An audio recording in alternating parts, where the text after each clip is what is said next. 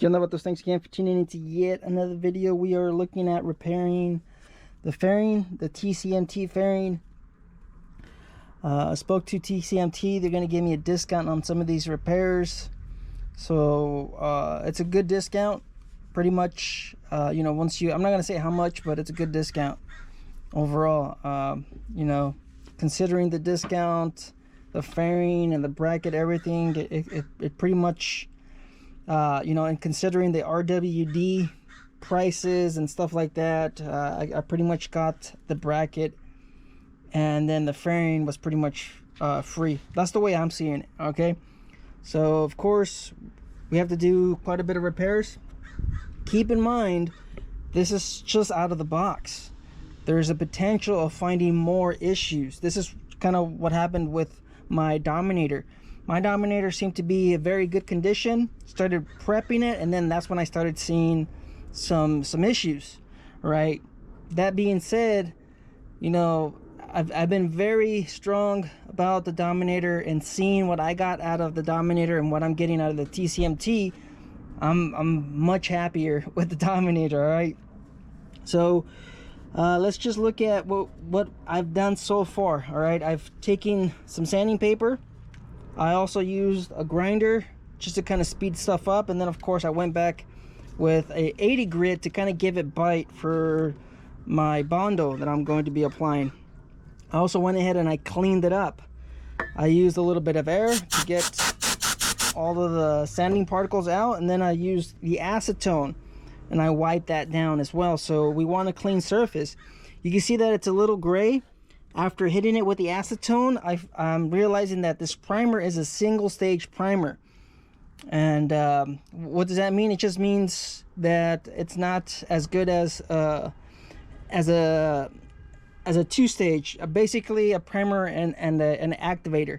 All right, so this is a single stage primer. That's what happens when you use putty or you use something with acetone. It's gonna start to kind of wipe off. So that's what happens. So like I said, we still have to sand down the whole fairing with 320, and then we might find some other issues. All right, I've noticed there's a low spot here. Just looking at it, you know, there's a low spot here. So all this little, you know, things here and there, we are gonna have to touch up and prep. All right, so you guys can see the massive hole right here.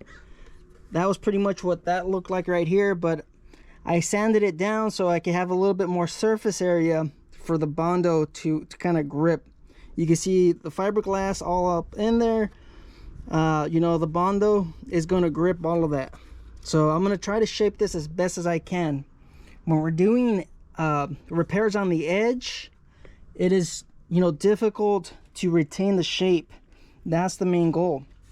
We have to retain the shape. Somehow we're going to have to shape this, so we have to put a lot more Bondo here.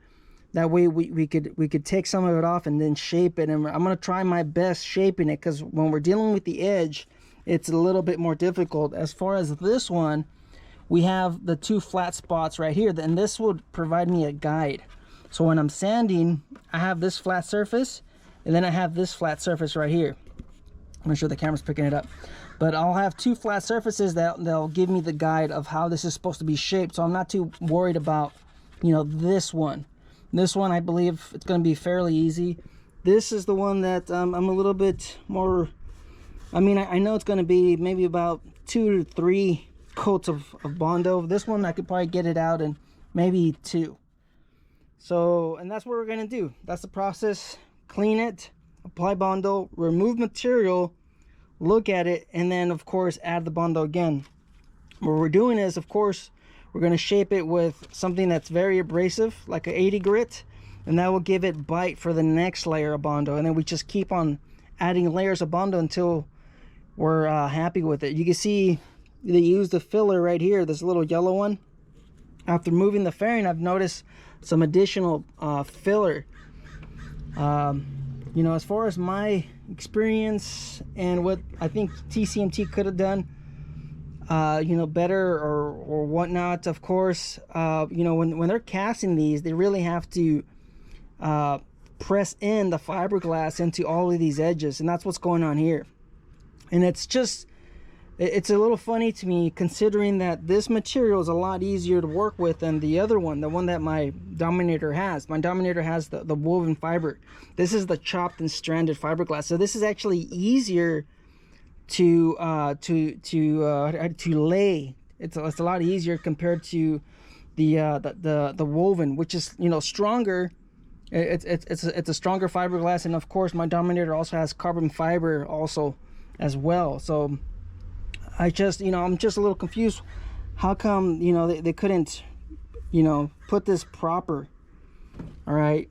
And like I mentioned, there's other cracks, but we'll see what we find as far as we start prepping this and getting this, you know, ready for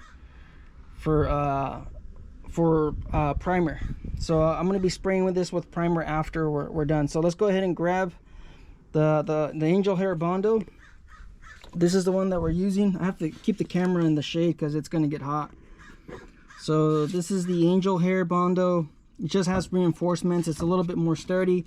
Yes, it's a little bit more difficult to sand, but you know, angel hair and fiberglass, I'm hoping that the fiberglass, the fibers in this can and you know, they could grip all of these little imperfections, and all of these little imperfections is going to help the Bondo really stick and grab the surface. So like I mentioned, that's why I made this a little bit flat. I tapered the edge so it has more surface area for the Bondo to kind of grip and bite. Same thing on this one. You guys can see that I tapered this edge. I didn't want to take off too much of this side of the fairing, or this resin. I didn't want to take off too much because I still want to have a little bit of a flat surface for me, so I could guide myself on where I'm supposed to, you know, remove the extra material that I'm going to be putting on there. So let's go ahead and mix up some Bondo. There's going to be a lot of tips on these videos. Yeah, so we're mixing up the Bondo here. You always want to mix this up. Just stir it. That way you could actually get the fibers to the top, because the fibers like to sit to the bottom of the can. So you always got to mix this up before you start mixing it. So make sure you have a nice consistent color to it, because it was purple. Now we're getting like a little bit of a gray, and then of course we're going to add the hardener. So you always want to stir this. You know, if you do it the other way around, you're going to cause a mess, and then you're going to have to clean up all that mess. So it's always good to kind of just do it the right way. Give it a stir. I haven't moved this in a few months, so that's why, like I said, the fibers that like to sit towards the bottom, it's kind of like anything, you know, just paint and all this other stuff. Everything settles to the bottom, and then you have the actual chemicals that's mixed in here that flow to the top. So we're just mixing it, and then we're going to apply it to our plate, and then we're going to mix it. If you're wondering how to mix Bondo, I have a video on that as well, but I'm just going to mix it up. Like I said, you have to keep in mind the temperature, the climate. So we're going to use a little bit less because it is hot today. We're going to use a little bit less, because if you use a lot, the hardener's going to actually the Bondo's actually going to harden on your plate. So, and if you use too little, then you're gonna have to take it off, which absolutely sucks, because then you're just cleaning up a mess. So we're gonna apply, maybe I'd say about maybe a quarter size amount of hardener on this. We're gonna start small. I'm gonna start small, and then hopefully I have enough material to kind of work it in there. And then, of course, like I said, we're gonna give it about 20 minutes, let it harden, and then we're gonna start sanding. All right, so we applied our first Dakota Bondo. It's already getting hard. So like I said, it's 92, 93 degrees right now. I put about $50 size of hardener on this. It's just something that you're gonna have to play with and figure out on your own. It really depends on the temperature and how much material you're using. I also tried to use some of the material here, but it was falling out. So on this one, we're gonna have to, of course, apply more Bondo. So what we're gonna do is probably focus on this, or I don't know, maybe I could do both at the same time. It's just, this is a little bit upside down, so the material is gonna be falling out. This is a little bit better seated, so it's gonna stay. You can see how much I really packed on there. So we'll have to shape, of course. We'll have to give all of this shape and we'll have to find our guides. So that's why this one's going to be a little bit difficult to kind of give it that shape and see where it wants to kind of be and stay at. So I'd say it started hardening about a minute after I applied it. So you want to give this at least 20 minutes before you start sanding. The reason is because if you start sanding and it's still sticky, your sanding paper is going to get clogged with the Bondo. So that's why we got to just give it a minute. I would also say sand it with, you know, a 320. I mean, it really depends. Like, do you want to be here all day sanding this?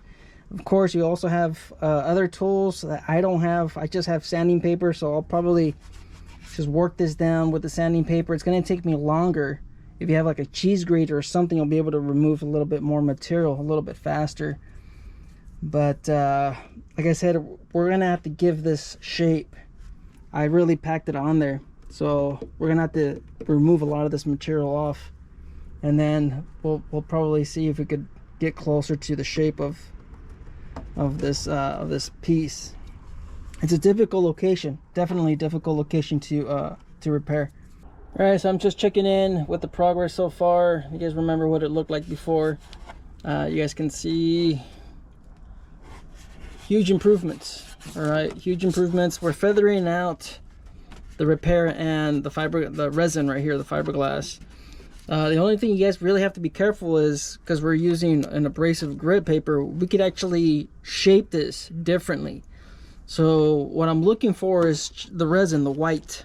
See that right there? So I'm feathering out the Bondo. You guys see the Bondo right there? You can see the Bondo right there. So the goal is to feather it out where you can still see the primer.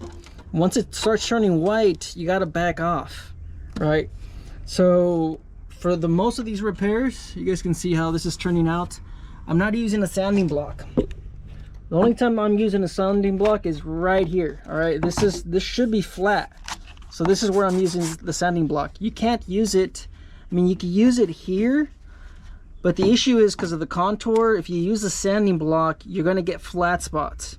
So you really have to use your hand or use a sponge or use something that can contour to the shape. All right. So you guys can see how this looks. I have a headlight here, the headlight cover, but it's not, I don't think it fits it correctly. But it looks like this is still a little low. I removed too much material. So what I'm going to do is I'm going to add a little bit more, and I'm going to add it from here to this whole spot right here. So you guys can see that I also gave it the shape of the light. You know, that's what's difficult about this kind of repair. Is you don't really have a point of reference to kind of follow, a guide. You guys can call it a guide. You know, if the repair is here, then you have this and this. You have the outer is the guide. You could follow that shape, and then, you know, as soon as you're doing this, you're taking the whole shape. Like I mentioned here, this is going to be a much difficult repair because you don't have a guide. Yes, I have it here and here, but this is a curved surface. It's a curved surface, so I could actually go lower without even realizing. And I think that's pretty much what happened here. Because once you hold the headlight cover to it, like I said, you can see how it's kind of doesn't really line up. You see that right there? So I mean, the only thing you can do is just keep on, you know, try to shape it. You could also remove material off of the headlight cover. You guys can see that gap. You know, every component is going to be different. This is from another one, another fairing that I have. This is another one. So I mean, this will have a rubber trim gasket, and that might cover it up a little bit. You can see there's still, it's a similar gap over here, so it doesn't, you know, fit it 100%, but I feel like I could probably add a little bit more material from this point all the way over here and then just shape it, keep shaping it. So you guys can see how it's all feathered out. You can see the resin, and that's where the Bondo was. So I'm gonna add a little bit more, and of course I still have to add over here as well. Now you get these little holes because of the air gets trapped underneath the Bondo. All right, you have to make sure these are clean. You got to remove all that dust out of there. See that dust? You got to remove all that dust before you put on the next layer of Bondo. You don't want that stuff trapped in there because eventually it's going to create holes. So you got to make sure everything's kind of clean, ready for the next layer of Bondo. So let's mix up some more. It's cooling down, so we'll probably add a little bit more hardener. And like I said, I'm gonna use the squeegee. Let me show you how I'm using the squeegee. So I'm gonna try to shape it. You guys can see if I had, you know, that's the issue, is I'm really kind of flying blind. I'm gonna try to just, you know, spread it over like this, because I really don't have a guide at all on how to, you know, how to put that on there. I mean, this one's a little bit easier because I could use, watch, like you see that right there? I know this spot and this spot, they're flat, so I could see my guide. You can see right there, you see that low spot right there?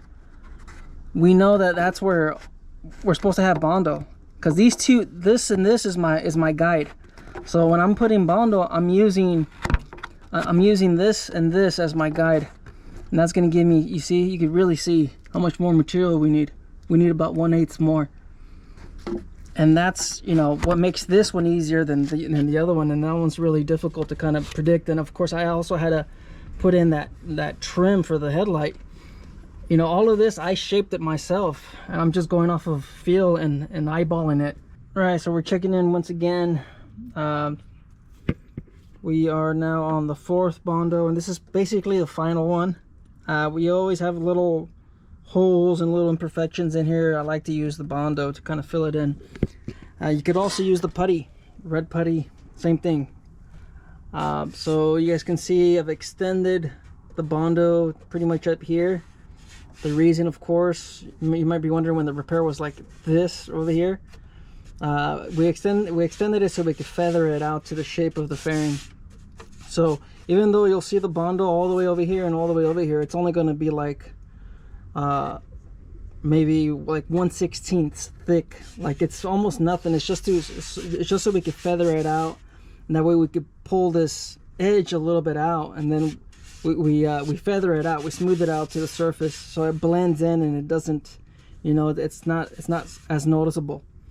You can see over here as well, we have, like I said, we are now on the final Bondo. So for the final one, I always use just regular filler, because of course it doesn't have the hairs or whatever. It doesn't have the angel hair like the other one, so it's easier to kind of work and fill in those imperfections. So that's why I always like to do this. Or like I said, you could always do the putty. The putty is pretty much the same thing. It's a fine filler, and then of course you just kind of squeeze that in there and push it into the imperfections. So I'm just gonna finish cleaning up this mess right here. You guys can see, just gonna clean this up. Of course you're not gonna see any of this because I'm gonna be painting the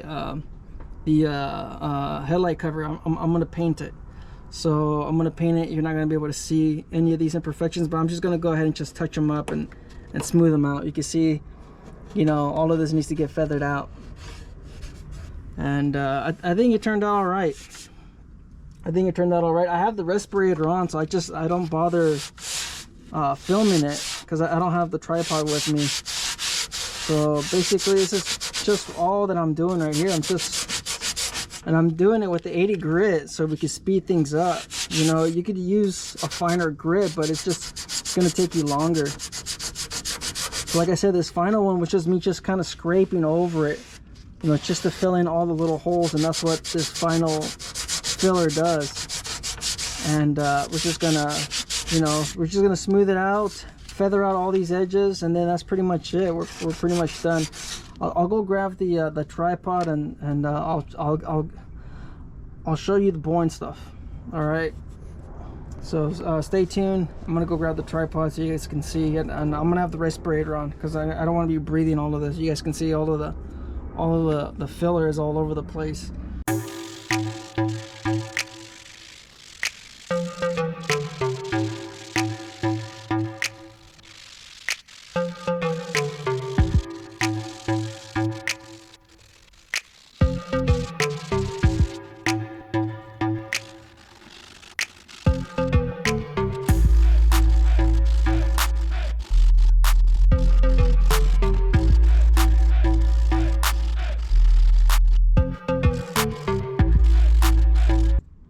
All right, so we're pretty much done.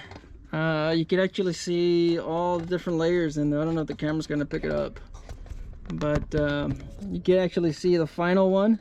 See, I applied, see, this is what it is. All right, you're gonna use a lot of Bondo.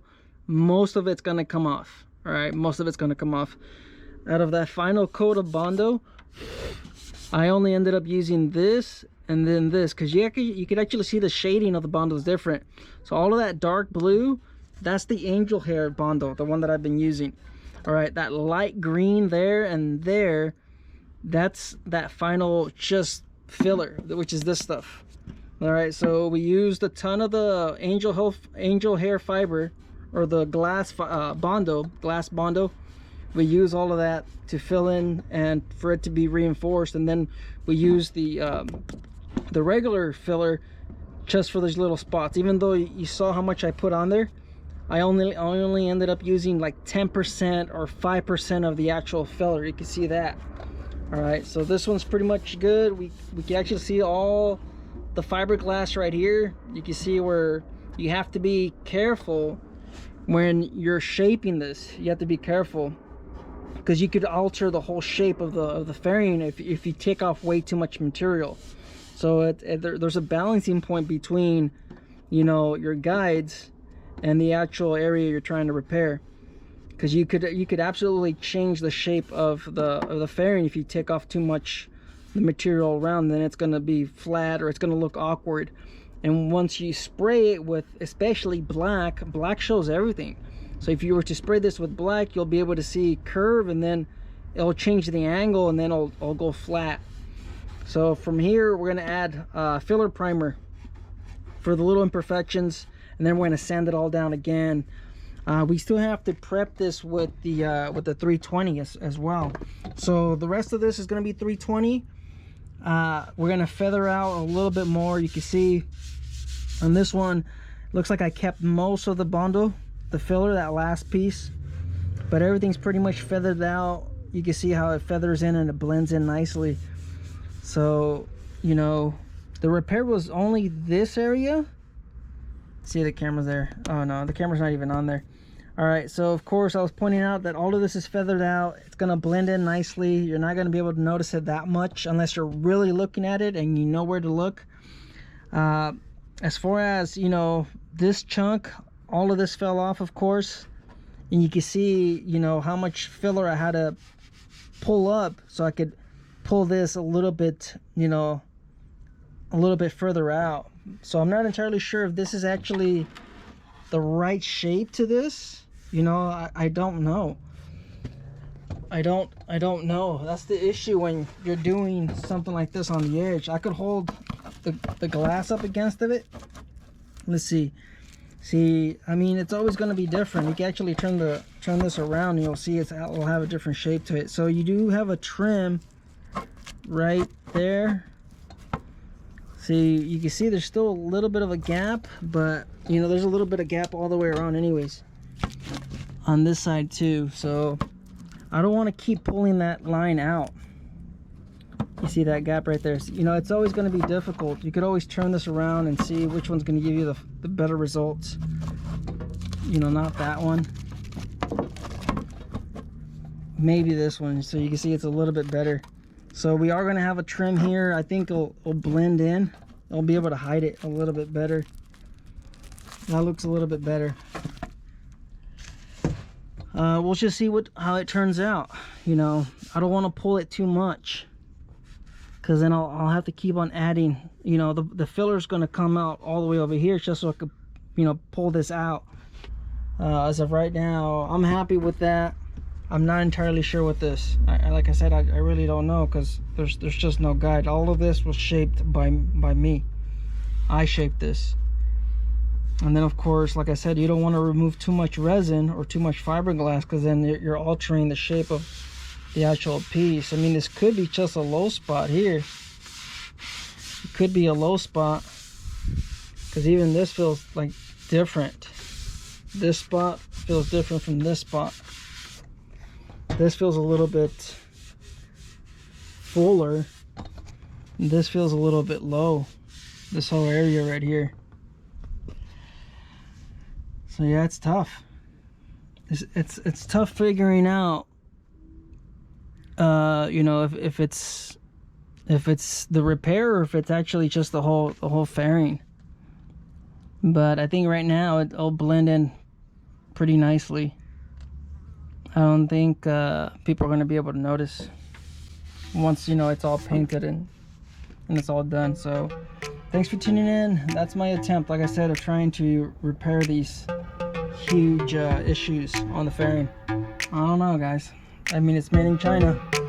Life's a risk. Get out there and ride. Later.